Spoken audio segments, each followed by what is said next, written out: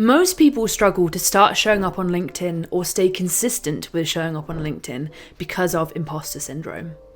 And that sucks because there is so much opportunity, possibility, money, progress on the other side of consistent content and having consistent conversations with your ideal client. And I know this feeling all too well because I entered solopreneurship with zero corporate marketing experience and no marketing degree. I am completely self-taught.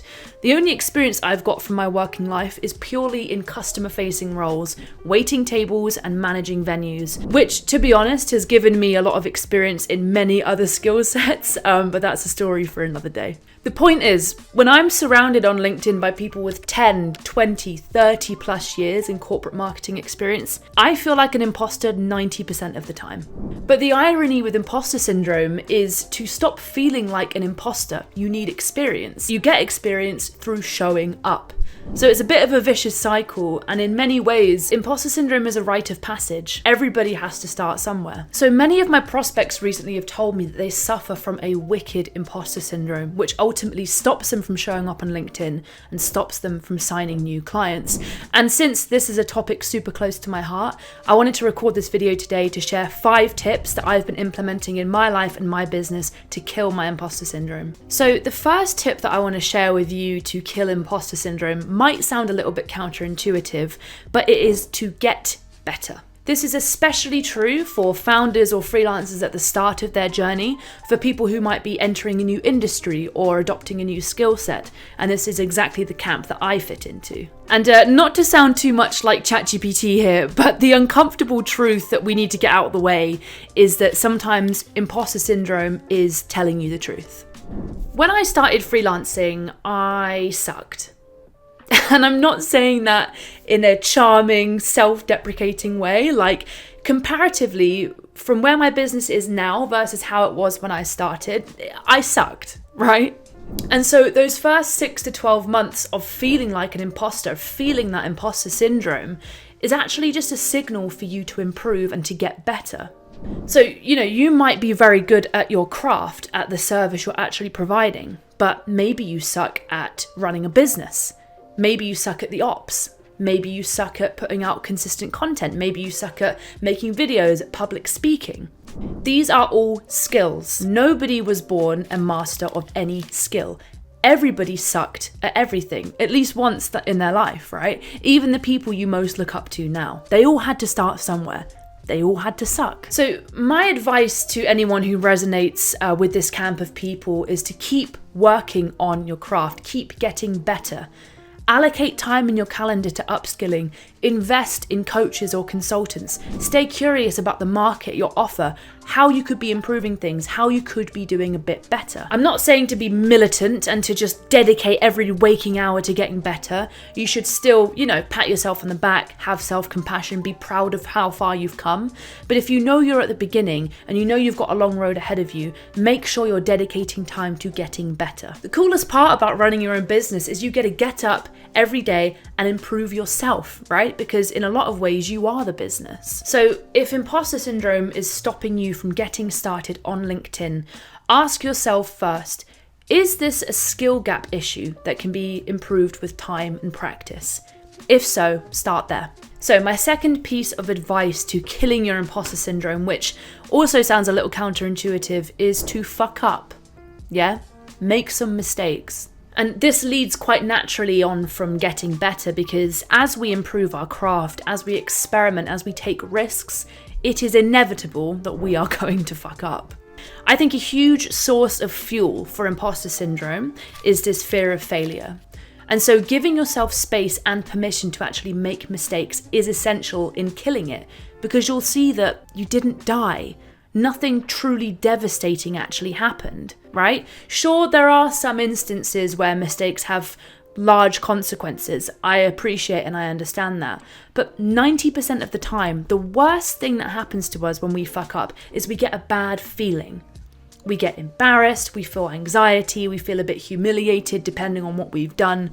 But by and large, the fear of failure itself is the consequence. It's the bad, scary thing. It's a feeling. So if your imposter syndrome is being impacted by the fear of failure, my advice to you would be to reconsider your relationship with failure. Life ultimately is about duality. You can't have the good without the bad. You can't understand victory without also knowing what it feels to fail. Everything comes with a price. Every action has a reaction, right? Plus, the more times you fail, the better you're going to be at doing the thing. You'll have discovered 100 different ways to not do it and get closer and closer each time to finding the best way to do the thing. I've made a lot of mistakes in my first year of freelancing. I ran an offer that didn't get a client good results. I've sent really shit DMs that got me blocked or ignored. I've written posts that have gotten hate. I've barked up the wrong tree for a long time, wasting a lot of time and money and energy. But these are all things that I have learned from, and these are all things that have made me grow. At the end of the day, what matters isn't the failure, it's what happens after the failure.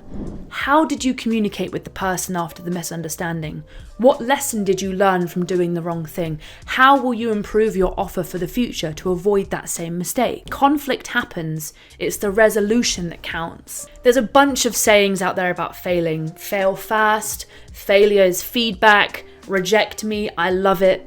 Right? Because they all understand that fundamental principle that in order to succeed, you first have to fail. And you have to fail throughout your whole life. And your inner imposter is so scared of failing that when you inevitably make a mistake, when you inevitably fuck up and nothing truly devastating happens, it actually takes the sting out of it. So my advice is to stop worrying about what it means to fail in a negative context and reframe it as the only true way to improve and progress towards your wider goals. So my third piece of advice to killing your imposter syndrome is to not give the imposter thoughts room to grow. So I am a certified solid gold overthinker. I am a spiraler. If I'm in a bad place, I find it very easy to let bad thoughts take root in my mind and grow. So this past year of running my business, I've looked into a few ways to help. First of all, I try to engage in as much self-care as I can. I try to journal through the bad thoughts. I keep a documentation of all my client success stories and nice things that my clients have said about me and my work. But I think the most effective method of not letting imposter thoughts take root in my mind and grow is taking a walk outside. I saw a quote on LinkedIn once that said, never trust an inside thought. And that's really stayed with me my whole life, because not only is that true of things like creativity, but it's so important for imposter syndrome thoughts, right? Go outside, touch some grass, man. We're all just on a spinning rock. It's okay. And also, when it comes to thoughts, a really good way of reframing it is remembering that we are not our thoughts. We can observe them, we can be mindful of them, and we can also curate them, right? Our thoughts are made up of so many different things, from old identities, old narratives we tell ourselves about ourselves, as well as the millions of pieces of information that we consume on a daily basis. And since we can curate them based on what we consume every day, I've deleted every social media app from my phone, aside from LinkedIn, but I'm very strict with myself when I access LinkedIn to not scroll. This is because for me, I know that the act of scrolling triggers my imposter syndrome thoughts and therefore sort of sets the foundation for letting them grow in my mind. I start comparing myself to others, internalizing other people's opinions, projecting my insecurity onto everybody else, and ultimately it's just a one-way ticket to the spiral that I told you about earlier. So if you're watching this, you're a founder, you're a freelancer, you want to get started on LinkedIn, but you're scared of the imposter syndrome, have a think about all the things that trigger that imposter syndrome. So for me, it's scrolling. For you, it could be something else. Have a think about what those triggers are and what self-care activities you can put in place to stop those thoughts from growing and flourishing in your mind. And look, ultimately, you won't be able to avoid everything that triggers your imposter syndrome. A lot of us, our jobs rely on social media, and so consuming the content, it's pretty difficult to avoid sometimes. But my advice is to try to minimize those triggering activities where possible. And if something does happen, something does get triggered, take yourself away. Go for a walk, read your client success stories, journal through the experience. Just don't ruminate and don't let those thoughts take root. And further to the point about documenting your wins, this is a really interesting point. Imposter syndrome tends to happen when we have less evidence of the identity that we're trying to step into and more evidence of the identity that we're trying to move away from. And what I've discovered is through dealing with this lack of evidence is that whilst experience, length of time doing something does play a role in credibility, it is not the be all and the end all. Your ability to get results matters. Your soft skills, your communication skills, your people skills matters. There are a myriad of other things that can boost your credibility beyond just the length of time that you've been doing something. So for founders and freelancers that have zero evidence of showing up on LinkedIn, zero evidence of having good sales conversations, your imposter syndrome will latch onto this fact and keep pointing you down the path that you're not good enough or you're not experienced enough. But again, the only way to get that evidence that you are good enough and that you are experienced enough is to show up and to keep going. You have to go through the uncomfortable feeling of feeling like an imposter to gather enough evidence and experience to arm yourself against it. And this is something that I'm going through right now. And every single time I think to myself that I haven't got enough experience in doing what I do, I look back at all the wins I've got on my clients over the past year and I feel a little bit better. So the fourth tip I would give you to kill your imposter syndrome is to take consistent, imperfect action. So like most people, my imposter syndrome is partially fueled by this pursuit of perfection. Though logically I know I can't ever achieve perfection, it still prevents me from taking action. I can't press publish because the post isn't perfect. I can't submit a proposal because my experience isn't perfect. I can't connect with the dream client because my profile isn't perfect, etc., etc. When it comes to killing imposter syndrome, progress beats perfection. You have to start becoming okay with imperfection, inviting it into your life, and reframing it as a signal that you're actually getting better, and ironically getting closer to this idea of perfection without ever actually quite arriving at it. Take this video for example. I do not look perfect. I don't have perfect lighting. I don't have a perfect camera.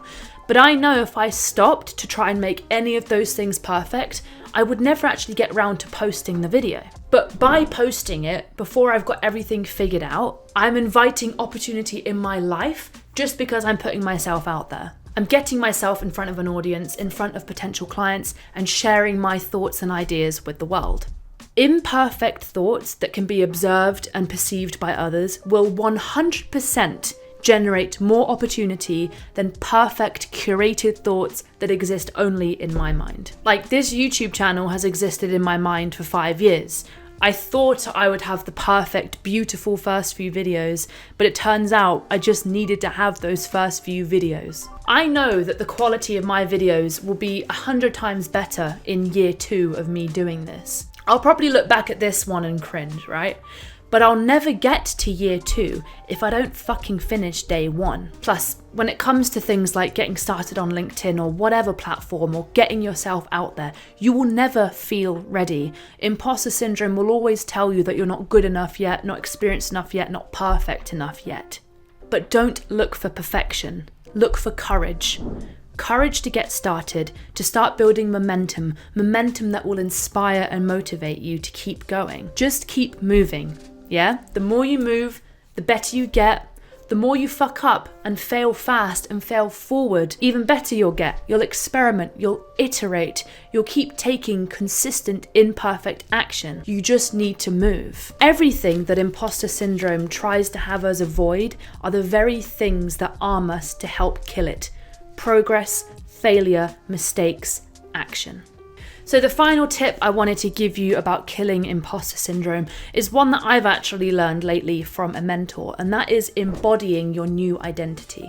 So essentially, every time I get an imposter thought, I ask myself, what would the £10,000 a month business owner Amber do? Would she let this imposter syndrome thought ruin her day, derail her progress, stop her from doing the things that will get her closer to her next goal? No. Likely she wouldn't give a shit. The identity that I want to embody, this happy 10k a month business owner, already exists. She will fabricate into existence when I become her first. She will be real in the external world when she's real in the internal world. It's why there's this saying that I really love, which is, you better hope no one gives you $1 million before you become a millionaire, right? And that's saying that having £1 million versus being a millionaire and having the millionaire mindset are two very different things. If you exist in an old identity, a scarcity mindset, someone who doesn't make good financial decisions, odds are you would blow that money. If you receive the £1 million when you are the millionaire, you would make better choices with that money. So the feeling of not being good enough essentially is you outgrowing your old identity. It's growing pains. I spent 8 years of my life working a job that I didn't enjoy. I felt meaningless, purposeless. I had terrible coping mechanisms, and that was my identity. And in a lot of ways, I felt safe there, right? I was comfortable. I didn't take risks. And in a lot of ways, I kind of just thought that was going to be my life. So now that I'm pushing myself towards new goals, a life that I would really, really adore, of course it's going to be difficult and I'm going to feel like an imposter because I'm outgrowing this old identity at quite a fast rate. And stepping into this new identity, into unfamiliar territory, it's a breeding ground for imposter syndrome thoughts. So founders who are stepping into this world of LinkedIn personal branding and getting their startup or their service off the ground, or freelancers who are embarking on a side hustle, trying to escape the rat race, yeah?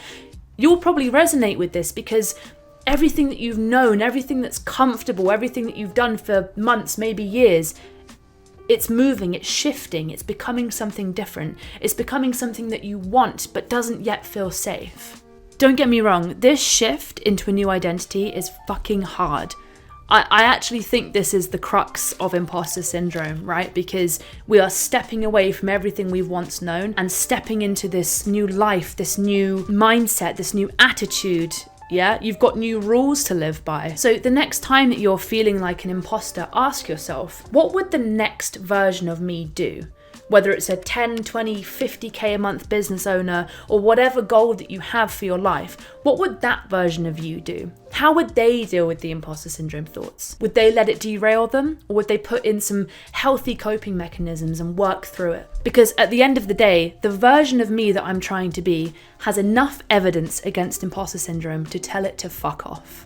So those are my 5 tips for beating imposter syndrome. We want to get better. Fuck up and fail.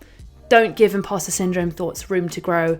Keep taking imperfect, consistent action and actually embody the new identity that you're trying to achieve. And look, I mean, this is a work in progress for me. It's a work in progress for everyone. I'm not trying to tell you that I've got all of the answers, but these are things that I'm genuinely implementing into my life to run the business that I love, to earn the amount of money that I want to earn, and to help as many people as I can help. I hope you enjoyed the video, and I'll see you in the next one.